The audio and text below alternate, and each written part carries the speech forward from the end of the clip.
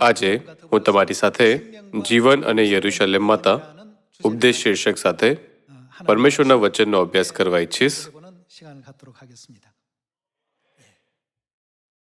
હું શરૂ કરું તે પહેલા મને તમને એક પ્રશ્ન પૂછવા દો. માની લો કે કોઈએ સતત 40 વાર લોટરી જીતી છે. શું તમને લાગે છે કે આ શક્ય છે?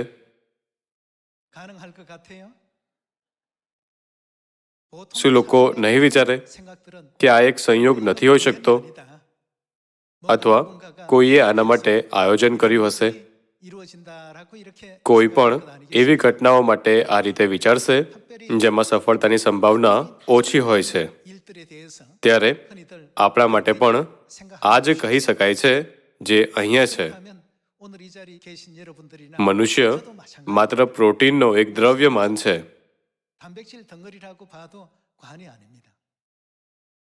એક પ્રોટીન બનાવવા માટે અમીનો એસિડ ચોક્કસ ક્રમમાં મેળ ખાતું હોવું જોઈએ.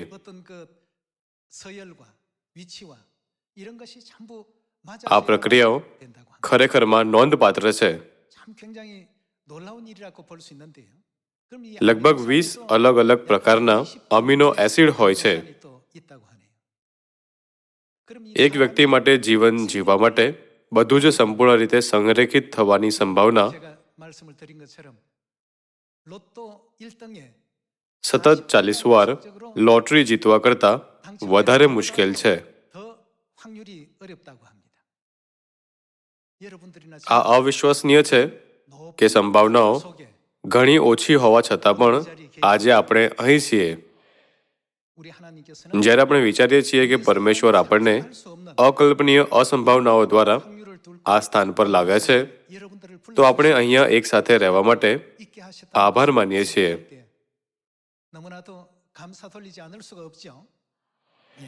પરમેશ્વરે આપણને આ જીવન પ્રણાલી સાથે જેને તેમણે બનાવી છે, શું ક્યારેય ન કરવા માટે કહ્યું? તેમાં કંઈ વધારો ન કરો કે તેમાંથી કંઈ કાઢી ન નાખો. શું તમે જૈવ અભિયાંત્રિકોથી માનવ જીનોમ પ્રોજેક્ટ વિશે સાંભળ્યું નથી? એક નાની ભૂલ પણ કોઈને એક મનુષ્ય તરીકે તેમની ભૂમિકાઓ યોગ્ય રીતે નિભાવતા રોકશે. પરમેશ્વરે આ બધી વસ્તુઓને સચોટ રૂપથી ગોઠવી હોવાથી, તેથી પરમેશ્વરે માનવજાતિને આપેલા બાઇબલના વચનોને બદલવા ન જોઈએ. તેથી બાઇબલના અંતમાં પરમેશ્વરે આપણને કયા વચનો આપ્યા? પરમેશ્વરના વચનોમાં ક્યારેય કંઈ વધારવું કે તેમાંથી કંઈ પણ કાઢી ન નાખવું. એવું કેમ છે?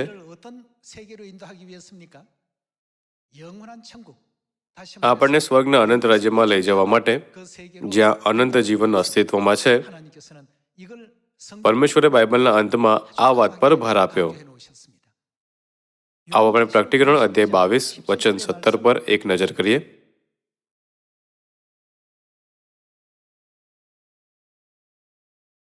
આત્મા તથા કન્યા બંને કહે છે, આવો. જે સાંભળે છે તે એમ કહે કે આવો, અને જે તરસ્યો હોય તે આવે. જે ચાહે તે જીવનનું પાણી મફત લે.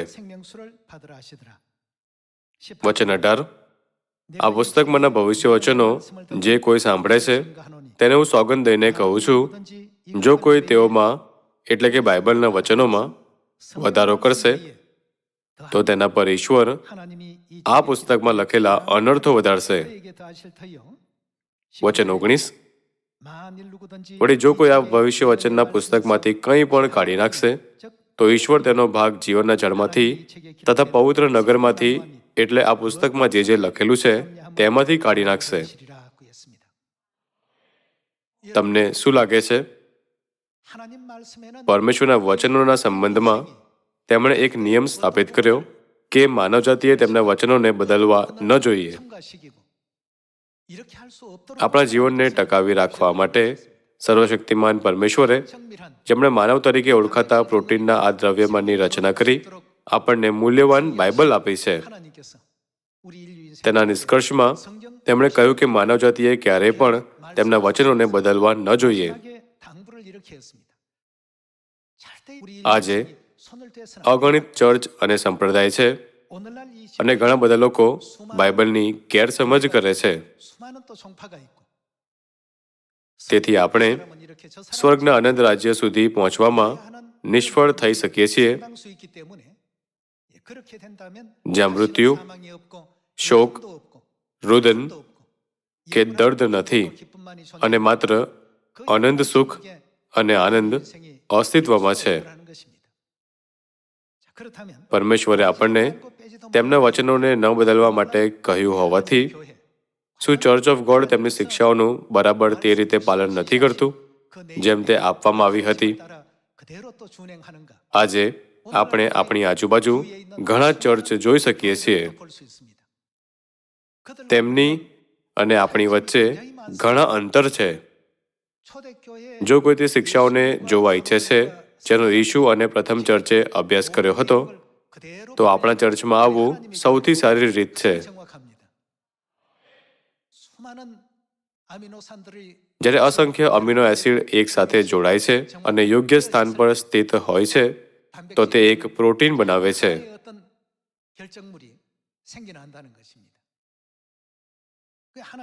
આખી જટિલ પ્રક્રિયા દરમિયાન પરમેશ્વરે મનુષ્યને બનાવ્યા, તેથી તેમાં કોઈ ફેરફાર કે વધારો ન હોવો જોઈએ.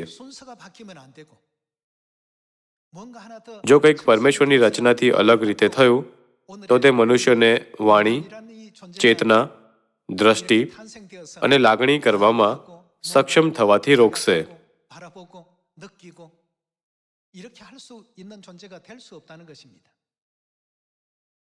તે જ રીતે પરમેશ્વરે કહ્યું, બાઇબલમાં કંઈ પણ બદલો નહીં, કેમ કે તેમણે સર્વ દિશાઓ નિર્ધારિત કરી છે જેથી આપણે અનંત જીવન મેળવી શકીએ, જેમ તેમણે મનુષ્યને બનાવતી વખતે કર્યું હતું. તે આ રીતે સ્થાપિત હોવાથી તેથી માનવજાતિએ તેમને ક્યારેય ન બદલવું જોઈએ. જો કે અંધકાર યુગમાં સબ્બાત દિવસનું સત્ય ગાયબ થઈ ગયું. જેમ આપણે પ્રથમ ચર્ચના ઇતિહાસથી જાણીએ છીએ, તે ઈસવીસન 321માં ગાયબ થઈ ગયું. આ ઉપરાંત મૂર્તિપૂજક ધર્મોની વિવિધ પ્રથાઓ ચર્ચમાં આવી, જેમ કે તે પરમેશ્વરની આજ્ઞાઓ હોય. આ કારણે અમુક લોકો પૂછી શકે છે, ચર્ચ ઓફ ગોડ રવિવારની આરાધના કેમ નથી કરતું? ત્યાં કોઈ ક્રોસ કેમ નથી? ચર્ચ ઓફ ગોડ ક્રિસમસ કેમ નથી મનાવતું? આ તે પ્રશ્નો છે જે પ્રથમ વખત ચર્ચમાં આવનારાઓ પૂછે છે. જો કે આવી પ્રથાઓ પરમેશ્વરની આજ્ઞાઓ નથી અથવા બાઇબલની 66 પુસ્તકોમાં જોવા નથી મળતી. પરમેશ્વરે આપણને શું કહ્યું? તેમાં ક્યારેય કંઈ ન વધારશો અને કંઈ પણ કાઢી ન નાખશો. બાબતોને જેમ તે છે તેમ સ્વીકાર કરવાથી સ્વર્ગના અનંત રાજ્યના દ્વારનું શું થશે? તે ખોલવામાં આવશે. શું આ રીતે પરમેશ્વરે આપણને અનંત જીવનનું વચન નથી આપ્યું? ત્યારે વિશ્વમાં ઘણા ચર્ચ માત્ર પિતા પરમેશ્વર પર કેમ વિશ્વાસ કરે છે? ચર્ચ ઓફ ગોડ પિતા પરમેશ્વર અને માતા પરમેશ્વર પર વિશ્વાસ કરે છે. ત્યારે શું બાઇબલ ખરેખર આપણને કહે છે કે માત્ર પિતા પરમેશ્વર જ અસ્તિત્વમાં છે? અથવા શું આ કહે છે કે માતા પરમેશ્વર પણ અસ્તિત્વમાં છે? શું આપણે આ બાબતને ન સમજવી જોઈએ? આવો આપણે 2 કોરિન્થીઓ અધ્યાય 6 વચન 17 પર એક નજર કરીએ. 2 કોરિન્થીઓ અધ્યાય 6 વચન 17.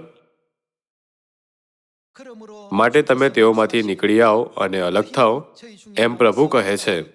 મલિન વસ્તુને અડકો નહીં, એટલે હું તમારો અંગીકાર કરીશ અને તમારો શું થઈશ? પિતા થઈશ. અને તમે શું થશો? મારા દીકરા દીકરીઓ થશો, એમ સર્વશક્તિમાન પ્રભુ કહે છે. પરમેશ્વરે માનવજાતિને જે પ્રગટ કર્યું તેના પ્રમાણે તેમણે કહ્યું, હું તમારો પિતા થઈશ અને તમે મારા દીકરા દીકરીઓ થશો. પરમેશ્વરે સ્પષ્ટ રૂપથી ઉલ્લેખ કર્યો કે તેમની સંતાન અસ્તિત્વમાં છે. પિતા, દીકરા અને દીકરીઓ એ શીર્ષકો છે જેનો ઉપયોગ પરિવારમાં થાય છે.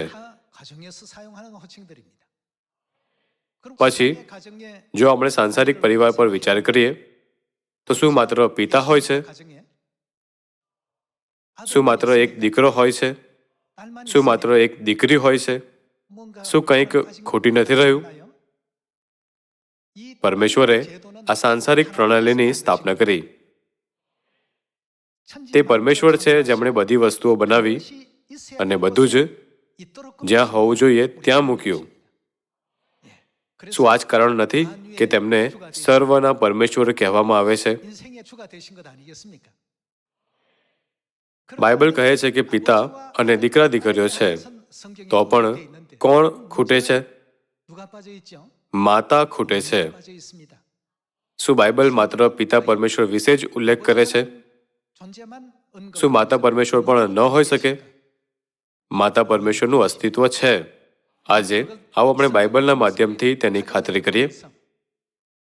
જે રીતે પરમેશ્વર આખા બ્રહ્માંડને વિગત સાથે સંચાલિત કરે છે, તે જ રીતે તે મનુષ્યોને, જે એક પ્રોટીનના દ્રવ્યમાન સિવાય બીજું કંઈ નથી, અનંત જીવન આપવા માટે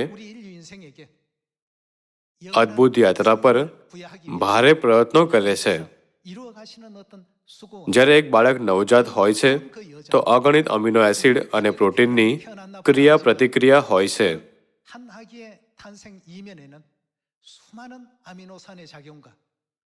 બાળક કેટલું લાંબુ થશે અથવા તેને કઈ બીમારીઓ થઈ શકે છે, તે વસ્તુઓ પણ પહેલાથી જ તૈયાર કરવામાં આવી છે. શું તેને વૈજ્ઞાનિકો માનવ જીનોમ મેપિંગ તરીકે ઉલ્લેખ નથી કરતા? તેઓ કહે છે કે આપણે તે બધાની સાથે જન્મ્યા છે. આ માત્ર પરમેશ્વર દ્વારા જ થઈ શકે છે. પરમેશ્વરે આપણને ચેતવણી આપી, મેં જે કંઈ કર્યું છે તેમાં કોઈ ફેરફાર ન કરો. ત્યારે આ બાબત માતા પરમેશ્વર વિશે છે. સંસારના બીજા બધા ચર્ચ પ્રભુ અને પિતા કહીને પોકારે છે. જ્યારે આપણે કહીએ છીએ અમારું ચર્ચ ઓફ ગોડ માતા પરમેશ્વર પર વિશ્વાસ કરે છે, તો તેઓ કહે છે, ઓહ, શું તે વિચિત્ર નથી?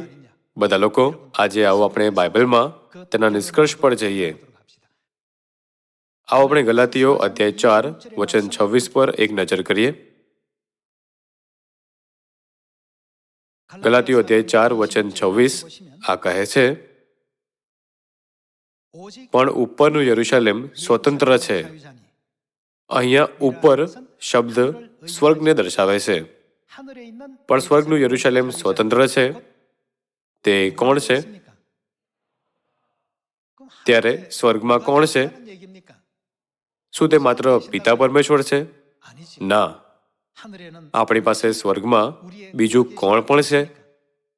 તે આપણી માતા છે. આવો આપણે વચન 27 જોઈએ. કેમ કે લખેલું છે, હે વંજા જેને સંતતિ થતી નથી તે તું આનંદ કર, જેને પ્રસૂતિ વેદના થતી નથી તે તું હર્ષનાદ કર, કેમ કે જેને વર છે તેના કરતાં એકલી મુકાયેલી સ્ત્રીના સંતાન વધારે હોય છે.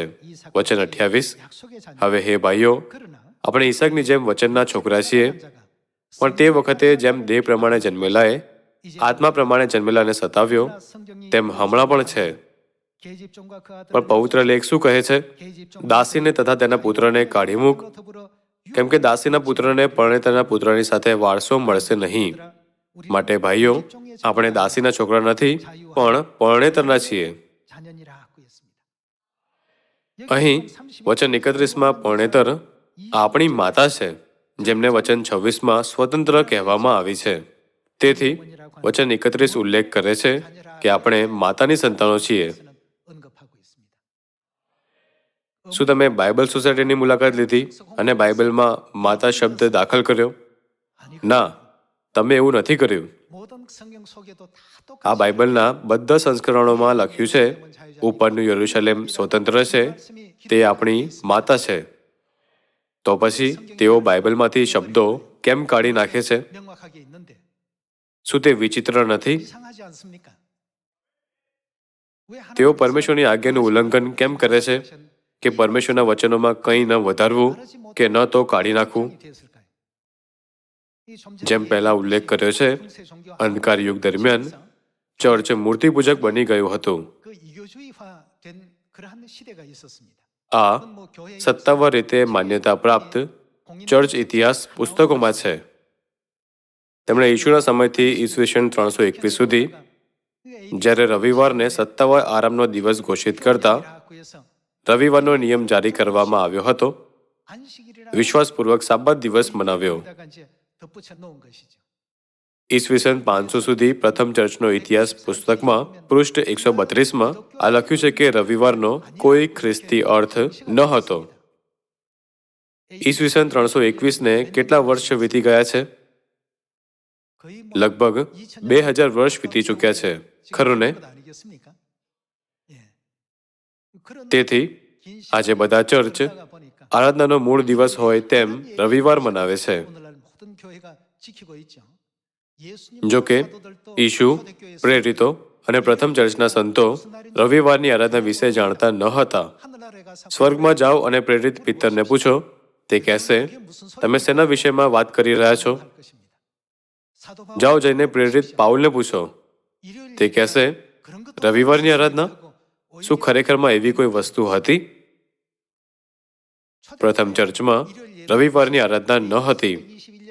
તે 4થી સદી ઈસવીસન 321 સુધી અસ્તિત્વમાં ન હતી. શું આ સ્પષ્ટ નથી કે ઈશુના મૃત્યુ પછી લગભગ 300 વર્ષ સુધી આ પ્રથા અસ્તિત્વમાં ન હતી? આ ઉપરાંત નાતાલની શરૂઆત ક્યારે કરવામાં આવી હતી? તે માત્ર ઈસવીસન 354માં રજૂ કરવામાં આવી હતી. પરંતુ હવે નાતાલને વિશ્વભરમાં એવી રીતે મનાવવામાં આવે છે જેમ કે તે ઈશુનો જન્મદિવસ હોય, ખરું ને? બાઇબલમાં પરમેશ્વર શું કહે છે?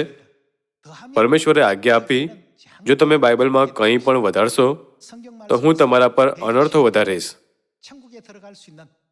જો તમે તેમાંથી કંઈ પણ કાઢી નાખશો તો હું તમારો ભાગ સ્વર્ગના રાજ્યમાંથી કાઢી નાખીશ.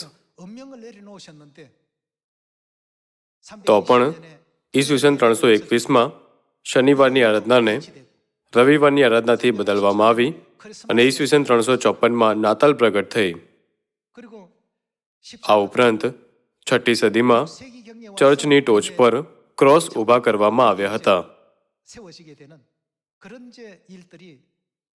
પ્રથમ ચર્ચમાં ક્રોસ ન હતા કે રવિવારના દિવસે સાબાત પાડતા ન હતા. આ ન તો બાઇબલમાં છે અને ન તો પ્રથમ ચર્ચના ઇતિહાસમાં. આને ધ્યાનમાં લેતા ગલાતીયો અધ્યાય 4 કોણે લખ્યું? તે પ્રેરિત પાઉલે લખ્યું હતું.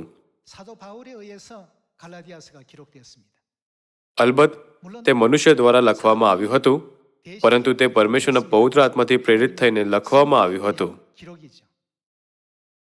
ગલાતીયો અધ્યાય 4 વચન 26 કહે છે, ઉપરનું યરુશલેમ સ્વતંત્ર છે, તે આપણી માતા છે. સદીઓ પછી પણ આ મૂળ ગ્રંથને બદલી શકાતો નથી. બાઇબલ ભારપૂર્વક સમજાવે છે કે આપણી સ્વર્ગીય માતા ચોક્કસ હોવી જોઈએ. આ સંદેશ ન માત્ર પ્રથમ ચર્ચના નવા કરારમાં પણ જૂના કરારમાં પણ નોંધ છે. તે પ્રગટ કરે છે કે પરમેશ્વરના રાજ્યમાં માતા પરમેશ્વર અસ્તિત્વમાં છે. આવો આપણે તેની ખાતરી કરીએ. ઉત્પત્તિ અધ્યાય 1 વચન 26માં આ લખ્યું છે, અને ઈશ્વરે કહ્યું, આપણે અહીં પરમેશ્વર માણસને બનાવી રહ્યા છે. સૃષ્ટિની પ્રક્રિયા દરમિયાન તેમણે કહ્યું, આપણે પોતાના સ્વરૂપ અને શું તથા પ્રતિમા પ્રમાણે માણસને બનાવીએ. વિશ્વના બધા ચર્ચ શીખવે છે કે એક જ પરમેશ્વરે માનવ જીવનની સૃષ્ટિ કરી. જો કે તેમના બાઇબલ, હવે હું જે વાંચી રહ્યો છું એ બાઇબલથી અલગ નથી. આ જ વાક્ય નોંધ કરવામાં આવ્યું છે, આપણે પોતાની પ્રતિમા પ્રમાણે માણસને બનાવીએ. બીજા શબ્દોમાં, આપણે માનવજાતિની સૃષ્ટિ કરીએ. બધા કહે છે એક જ પરમેશ્વરે માનવજાતિની સૃષ્ટિ કરી, પણ તમે આ વચનના શબ્દો વિશે શું વિચારો છો? તે આપણને સ્પષ્ટ રૂપથી બતાવે છે કે તે માત્ર એક પરમેશ્વર ન હતા. કેટલાક લોકો હજી પણ આગ્રહપૂર્વક પૂછે છે, શું અનુવાદમાં કોઈ ભૂલ ન હોઈ શકે? જો કે મૂળ બાઇબલમાં પણ લખ્યું છે, આપણે પોતાના સ્વરૂપ તથા પ્રતિમા પ્રમાણે માણસને બનાવીએ. તેનો અર્થ છે કે માનવજાતિને બનાવનાર પરમેશ્વર માત્ર એક નથી. શું આપણે શબ્દ એક વ્યક્તિને દર્શાવે છે? તે એક વચન સંજ્ઞા નથી, પરંતુ બહુવચન શબ્દ છે. આવો આપણે વચન 26 ફરી જોઈએ. અને ઈશ્વરે કહ્યું, આપણે પોતાના સ્વરૂપ તથા પ્રતિમા પ્રમાણે માણસને બનાવીએ, અને સમુદ્રના માછલા પર તથા આકાશના પક્ષીઓ પર તથા ગ્રામ્ય પશુઓ પર તથા આખી પૃથ્વી પર તથા પૃથ્વી પર પેટે ચાલનારા સગળા પ્રાણીઓ પર તેઓ અમલ ચલાવે. એમ ઈશ્વરે પોતાના સ્વરૂપ પ્રમાણે માણસને ઉત્પન્ન કર્યું. ઈશ્વરના સ્વરૂપ પ્રમાણે તેણે તેને ઉત્પન્ન કર્યું. અને કોણ ઉત્પન્ન થયું હતું? તેણે તેઓને નર નારી ઉત્પન્ન કર્યા. તેઓ કોના સ્વરૂપ પ્રમાણે ઉત્પન્ન થયા હતા? પરમેશ્વરના સ્વરૂપ પ્રમાણે. પરમેશ્વરે કહ્યું, આપણે પોતાના સ્વરૂપ પ્રમાણે માણસને બનાવીએ, અને નર નારી બનાવ્યા. શું આ સાચું નથી કે નર પરમેશ્વરના પુરુષવાચી સ્વરૂપની પ્રતિમા તરીકે બનાવવામાં આવ્યા હતા? નારી વિશે શું? તેઓ પરમેશ્વરના સ્ત્રી સ્વરૂપની પ્રતિમા તરીકે બનાવવામાં આવી હતી. આખી માનવજાતિ પુરુષવાચી સ્વરૂપના પરમેશ્વરને પિતા પરમેશ્વર કહે છે. ત્યારે માનવજાતિએ તે પરમેશ્વરને શું કહેવું જોઈએ જેમની પાસે સ્ત્રીનું સ્વરૂપ છે? તે સરળ છે. અહીંયાથી અન્ય લોકોના માર્ગ ચર્ચ ઓફ ગોડના માર્ગથી અલગ થાય છે. આ બાબત પર પરમેશ્વરના વચન પ્રમાણે વિચાર કરો. કંઈ પણ બદલશો નહીં. સ્પષ્ટ રૂપથી માત્ર પિતા પરમેશ્વર જ નહીં, પણ બીજું કોણ હોવું જોઈએ? તે સાચો વિશ્વાસ છે. માત્ર જૂના કરારમાં જ નહીં, પણ નવા કરારમાં પણ લખ્યું છે, ઉપરનું યરુશલેમ સ્વતંત્ર છે, તે આપણી માતા છે. પ્રકટીકરણ અધ્યાય 19, 21 અને 22માં બાઇબલ સ્વર્ગીય પિતા અને સ્વર્ગીય માતાના આત્મિક કાર્ય વિશે ભવિષ્યવાણી કરે છે. હલવાનની પત્ની, હલવાનની કન્યા અને આત્મા તથા કન્યા. ભાઈઓ અને બહેનો, આવો આપણે તેના વિશે વિચારીએ. શું માત્ર પિતા પરમેશ્વર પર વિશ્વાસ કરવો સાચો છે? અથવા શું પિતા પરમેશ્વર અને માતા પરમેશ્વર બંને પર વિશ્વાસ કરવો સાચો છે? પરમેશ્વરની ઈચ્છા શું છે? જો ચર્ચને સાચો જવાબ નથી મળતો, તો તે સાચો માર્ગ પણ નથી શોધી શકતું. આ જ કારણ છે કે વિશ્વભરમાં ચર્ચોનું પતન થઈ રહ્યું છે અને અવિશ્વાસીઓની જેમ અભદ્ર બની જાય છે. જો આપણે પરમેશ્વરની શિક્ષાઓનું પાલન કરીએ, તો શું પરમેશ્વરે વાયદો નથી કર્યો કે આપણે આવતા તેમજ બહાર જતા તે આપણને આશીષ આપશે? મને આશા છે કે તમને પિતા પરમેશ્વર અને માતા પરમેશ્વર પર સાચો વિશ્વાસ હશે. આ ઉપરાંત મને આશા છે કે તમે તમારા હૃદયો પર અંકિત કરશો કે પરમેશ્વર દ્વારા આપવામાં આવેલી દિશામાં જવું તે જ છે જે બાઇબલ આપણને શીખવે છે. આ સૌથી સત્ય છે અને ઉદ્ધાર પ્રાપ્ત કરવાનો એકમાત્ર રસ્તો છે. સાથે જ આપણે ઘણા લોકોને આ સત્ય વિશે જણાવવું જોઈએ. આપણે તેમને સાચી રીતે શીખવવું જોઈએ કે આપણને માતા પરમેશ્વર પર કેમ વિશ્વાસ છે. શું આ રીતે આપણે પરમેશ્વરના દીકરા દીકરીઓનું પદ પ્રાપ્ત નથી કરી શકતા? પરમેશ્વરના સંતાનોએ દુનિયાને બતાવવું જોઈએ કે તેમની પાસે માત્ર પિતા પરમેશ્વર જ નહીં, પણ માતા પરમેશ્વર પણ છે. મૂળ હિબ્રુ બાઇબલમાં પિતા પરમેશ્વર અને માતા પરમેશ્વર વિશે 2500થી વધારે વાર નોંધ કરવામાં આવ્યું છે. જો આપણે મૂળ હિબ્રુ બાઇબલને પરમેશ્વર શબ્દ માટે જોઈએ તો તે મોટે ભાગે બહુવચન સંજ્ઞા તરીકે નોંધ કરવામાં આવે છે. શું તમને લાગે છે કે પરમેશ્વર એકવચન શબ્દ જાણતા ન હતા અને કહ્યું, આપણે પોતાના સ્વરૂપ પ્રમાણે માણસને બનાવીએ અને નર અને નારી બનાવ્યા? શું પરમેશ્વરના પુરુષવાચી સ્વરૂપને પિતા પરમેશ્વર નથી કહેવામાં આવતું? પણ લોકો પરમેશ્વરની અવગણના કરી રહ્યા છે જેમની પાસે સ્ત્રીનું સ્વરૂપ છે. તેનો અર્થ છે કે તેઓ પરમેશ્વરને સંપૂર્ણ રીતે સમજી શકતા નથી. કેટલાક લોકો એફએસીઓ અધ્યાય 4 દ્વારા આ વિષય પર ચર્ચા કરવાનો પ્રયત્ન કરે છે. હું તમને તમારા માટે ખાતરી કરવા માટે કહું છું કે તેઓ એવું કેમ કરી રહ્યા છે અને બાઇબલમાં આવા વચનો કેમ અસ્તિત્વમાં છે. આવો આપણે એફએસીઓ અધ્યાય 4 વચન 4 પર એક નજર કરીએ.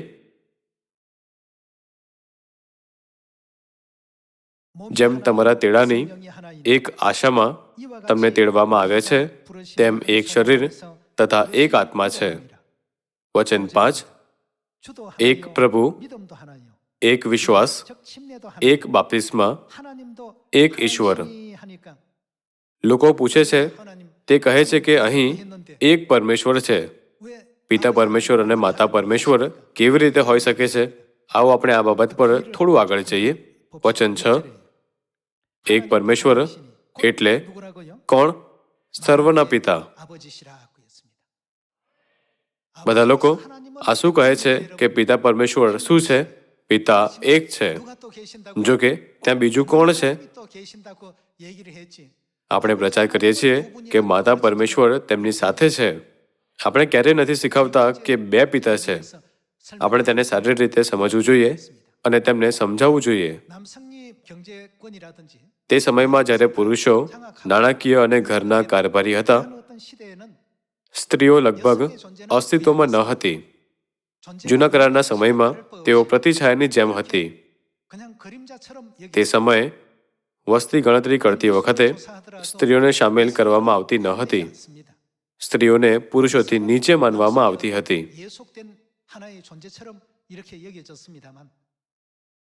પણ તે યુગમાં જ્યારે પ્રકટીકરણ અધ્યાય 19 વચન 7 પૂર્ણ થાય છે, હલવાના લગ્નનો દિવસ આવ્યો છે અને તેમની કન્યાએ પોતાને તૈયાર કરી છે, ત્યારે કોણ પ્રગટ થાય છે? પરમેશ્વરે કહ્યું કે આપણે માતા પરમેશ્વર વિશે જાણવું જોઈએ અને માનવજાતિને તેમના અસ્તિત્વને પ્રગટ કરવું જોઈએ. પરમેશ્વરના સૃષ્ટિના કાર્યનો વિચાર કરો. છઠ્ઠા દિવસે શું તેમણે આદમની પાંસળી લઈને હવાને ન બનાવી? તે જ રીતે આત્મિક હવાએ માનવજાતિની સામે પ્રગટ થવું જોઈએ. આ રીતે બાઇબલ હવાને સર્વ સજીવની માં તરીકે સંદર્ભિત કરે છે. આવો આપણે તેના પર એક નજર નાખીએ. આવો આપણે ઉત્પત્તિ અધ્યાય 3 વચન 20 જોઈએ. ઉત્પત્તિ અધ્યાય 3 વચન 20માં આ લખ્યું છે, અને તે માણસે પોતાની પત્નીનું નામ હવા એટલે સજીવ પાડ્યું, કેમ કે તે શું હતી? સર્વ સજીવની માં હતી. આદમ અને તેની પત્ની હવા. આ રીતે પરમેશ્વરે તેમની સૃષ્ટિ કરી. શું 6 દિવસની સૃષ્ટિ 6000 વર્ષની ભવિષ્યવાણીના પ્રતિછાયા તરીકે કામ નથી કરતી? પછી છઠ્ઠા દિવસના અંતમાં કોણ બનાવવામાં આવી? તે હવા હતી. છેવટે જ્યારે હવા આદમની પાંસળીમાંથી નીકળે છે, એટલે કે પરમેશ્વરના ઉદ્ધારના કાર્યના અંતે, ત્યારે માતા પરમેશ્વર પણ માનવજાતિની સામે પ્રગટ થવી જોઈએ. લાંબા સમયથી ચર્ચોએ ખ્રિસ્તના પ્રેમ પર ભાર આપ્યો છે. એક પિતાનો પોતાની સંતાનો માટે જે પ્રેમ હોય છે તે મહાન છે. પણ એક માતાના પ્રેમ વિશે શું? જે સંતાનની સાથે એક દેહ બની જાય છે, તે તેમની માતા છે. 9 મહિના સુધી તમે એક નાનકડી નાળ દ્વારા તમારી માતાની સાથે એક હતા. તેથી જ્યારે સંતાનોના બચાવની વાત આવે છે તો કોઈ પણ જોખમ પર વિચાર કર્યા વગર કોણ આગળ વધે છે? તે માતાઓ છે. એટલે મને લાગે છે કે માતાઓ હિંમતવાન હોય છે. ત્યારે જ્યારે સૃષ્ટિકર્તા પરમેશ્વર માનવજાતિને જીવન આપે છે તો શું તે પિતાના માધ્યમથી સંતાનોને જન્મ લેવાની પણ મંજૂરી નથી આપી શકતા? જો કે તેમણે માતા દ્વારા સંતાનને જન્મ પ્રાપ્ત કરવાનું પસંદ કર્યું. પરમેશ્વરે માનવજાતિ માટે તેમની માતાથી માઇટોકોન્ડ્રિયલ ડીએનએ વારસામાં લેવાની વ્યવસ્થા પણ કરી છે. પ્રકટીકરણ અધ્યાય 4 વચન 11 પ્રમાણે કોની ઈચ્છાથી સર્વ ઉત્પન્ન કરવામાં આવ્યું? તમારી ઈચ્છાથી તેઓ ઉત્પન્ન થયા. આજે પરમેશ્વરને છોડીને જીવન જીવવું એક મૂર્ખતાપૂર્ણ પસંદગી છે. આપણે પરમેશ્વર વિશે વિચારવું જોઈએ. એકવાર ફરી યાદ કરતા કે આખું બ્રહ્માંડ પરમેશ્વરની શક્તિથી ચાલે છે. આવો આપણે એલોહિમ પરમેશ્વરને અનંત મહિમા અને સ્તુતિ આપીએ, જેમણે આપણને પિતા પરમેશ્વર અને માતા પરમેશ્વર બંને પર વિશ્વાસ કરવાનો સાચો વિશ્વાસ આપ્યો છે. જેમ જેમ આપણે આપણા હૃદયોમાં ફરી એકવાર કોતરણી કરીએ છીએ કે આજે આપણે જે સાબત દિવસને પાડીએ છીએ તે પિતા પરમેશ્વર અને માતા પરમેશ્વર દ્વારા સ્થાપિત નિયમ છે. આવો આપણે પુષ્કળ આશીષોથી ભરેલો એક ધન્ય સાબત દિવસ મનાવીએ. આશા કરતા કે તમે અનુગ્રહ પ્રાપ્ત કર્યો હશે, હું આજના ઉપદેશને સમાપ્ત કરવા ઈચ્છીશ. તમારો ખૂબ ખૂબ આભાર.